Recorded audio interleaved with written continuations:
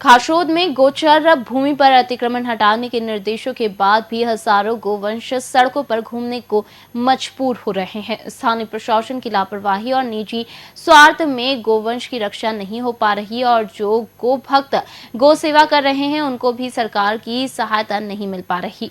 जवाबदार गोचर भूमि से अतिक्रमण नहीं हटा पा रहे, ऐसा खासोद की जन सुनवाई में शासकीय गोचर भूमि पर अतिक्रमण का मामला पहुंचा। कार्रवाई नहीं होने पर महिला गो सेवक ने अधिकारियों को चेताया कि उमरना की गोचर भूमि पर अतिक्रमण हटाने के आदेश पर कोई कार्रवाई नहीं हो रही है। गौशाला में गोवंश के चारा, खाने पीने और व्यवस्था नहीं हो पा रही।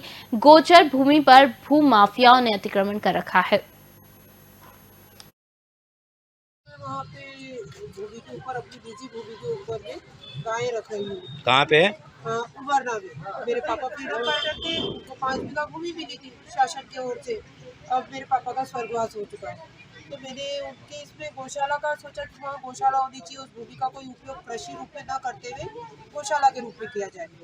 इसके लिए अपने भूमि पूजन भी कराया पूर्व विधायक दिलीप गुर्जर जी से। और वहाँ जो आसपास की शासकीय भूमि पे जो अतिक्रमण कर रखा है अतिक्रमणकारियों ने, उनके द्वारा हमारे ऊपर हमले होने लगे और इस कारण समिति के जो सदस्य जुड़ने के थे वो टूट गए। तो वहाँ गौशाला वाला जो हमारी सोच थी वो नहीं हो सकी।